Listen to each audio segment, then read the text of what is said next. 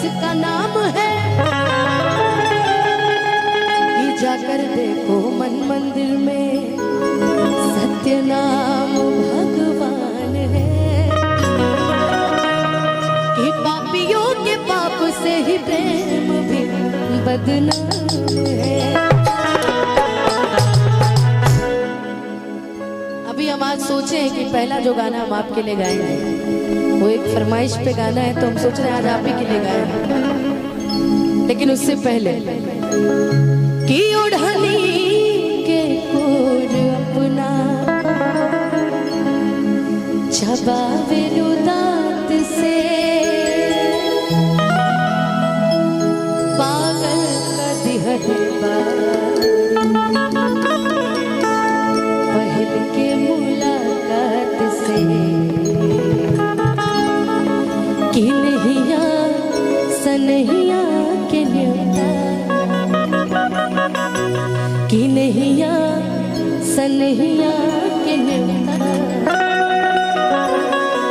देख हमके नेवाटा ले अखिया में कवन जादू चुरा के तू रख ले। आप आइए आगे, आप पीछे क्यों रट रही आइए।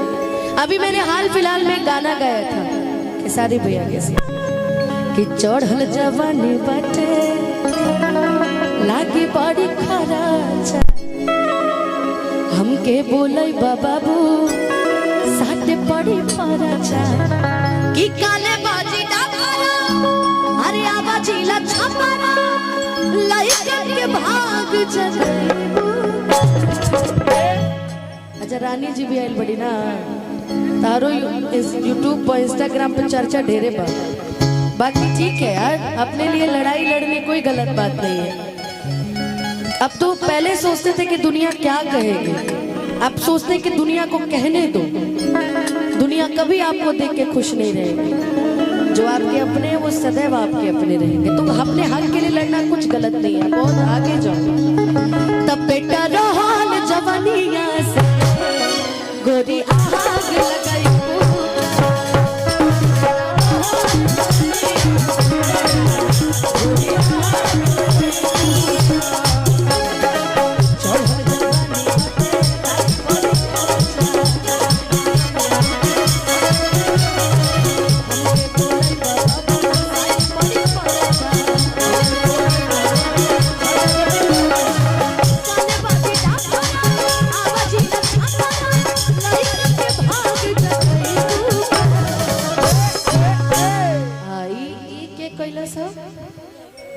लेकिन शिकायत सुन रही हूँ मैं तुम्हारा भी। पीछे से बहुत अच्छा बोलता है बाबू। बहुत बढ़िया, एकदम एक नंबर, बहुत बढ़िया, बहुत आगे जाओ।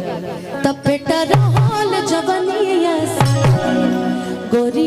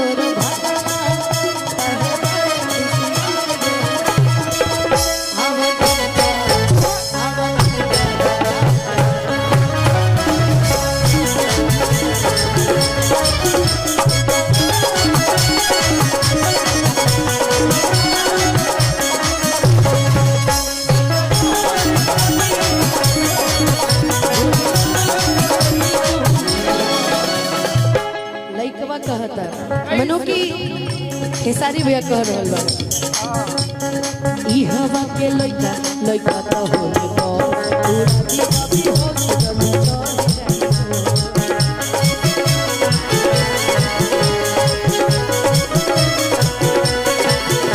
भैया कि ई जवानी के कहानी बड़ी यार बटे हो कि तू नई बत ढेरे खरीदार बटे हो। कुल दुबई के कमाई ले बनी का भैया, अभी नेपाल के देता नहीं, बताओ कुल देश के रहुआ पैसा रख ले बनी ना भैया। नेपाल सऊदी या दुबई के देख ले बनी, हमरा के अब हो जका ना मैं लंदन के पैसा देखेगा कि ई जवानी के कहानी बड़ी यार बटे हो कि तू ना आइबो तो ढेरे खरीदार बटे हो कि होई नहीं लफड़ा अरे फाटी नहीं कपड़ा कि पातर कमरिया हिलही के कहता कि मुस्कान एक बार मोट भइल बिया दुबराइल बिया पहले से। देखो क्या है ना, लोग आपसे कभी खुश नहीं रहेंगे। मोटे हो जाओगे तो ज्यादा मोटी हो गई, या पतले हो जाओगे तो ज्यादा पतली हो गई, या काली हो गई, गोरी हो गई, कोई फर्क नहीं पड़ता। अरे मेरा तबीयत खराब चलता 10 से 12 को रोटी खा। मोटे होने के बाद भी आप मुस्कानी रहोगे, मैं अनुपमा ही रहूंगी, मैं खुश हूँ। जब भारती सिंह दीदी खुश हैं तो हम लोग भी खुश हैं। अब कमा रहे हैं ना जी, किसी से मांग के तो नहीं खा रहे, किसी के पीछे पीछे तो नहीं घूम के खा रहे ना, अपना खा रहे हैं। बात खत्म हो गया, आपको टेंशन। ये धनंजय भैया पगला है तो बेटा रोहन जमनिया गोरी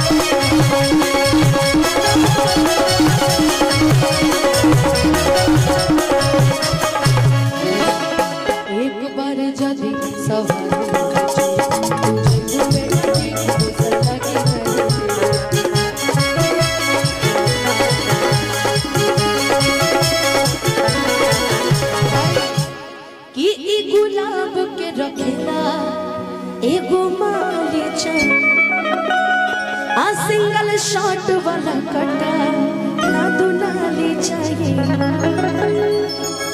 कि परनो बिहारी आकाश खेसारी कि कहीं नच झवाची बेटा रोहन जवनिया गोरी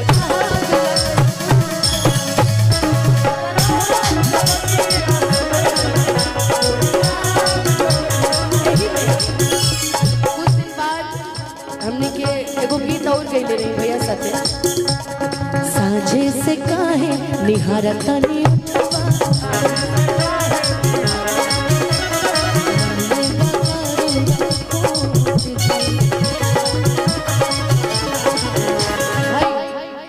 कि साझे से काहे निहारतनी उठवा मन में बकारो खोट जी खाली दुनाली से बात करतानी लागे धराई बुननोट जी कि चला साथ हमारा देहब चार कमरा एगो बेट कर बेटे अभी छमरा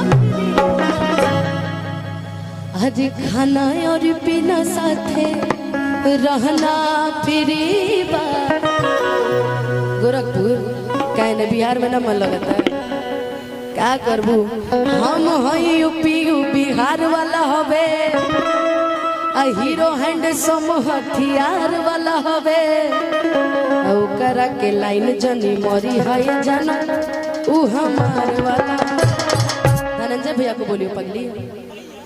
हाँ, मंच पे तो दोस्ती जैसे है ना, पर्सनल लाइफ में आप इधर आइए, आप मंच पे तो मेरे दोस्त है ना भैया, ऐसे पर्सनल लाइफ में आपको मैं पर्सनली भाई कह सकती हूँ, है ना। ओहो, जगह देने पे, जगह मिलने पे पास दिया जाए, है ना। लेकिन हाँ, मैंने एक मंच पे गाना गाया था। हाँ, मैं मंच पे नहीं, एल्बम पे भी गाया था। मुकेश भैया नाम है मेरे, अपने भैया का नाम मुकेश है, तो मुकेश भैया की